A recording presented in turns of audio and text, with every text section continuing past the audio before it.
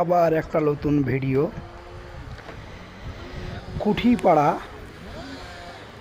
গাদি কুঠিপাড়ায় একটা বয়স্ক লোক ডুবে গেছে। ৭০ মতন বয়স হবে। দুপুরবেলায় কালকে চান করতে গিয়ে আর ঘুরে আসেনি বাড়ি।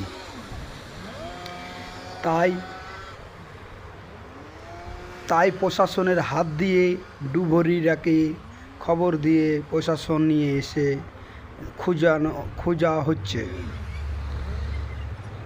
২ ঘন্টা ধরে ডুবুরিরা নেমে আছে। আর ওপরে স্পিড বোট দিয়ে ঢেউ দিয়ে লাশটা কোনো জায়গায় যদি আটকে থাকে তো ভাসানোর চেষ্টা করা হচ্ছে। প্রায় ২ ঘন্টা ধরে খোঁজাখুঁজি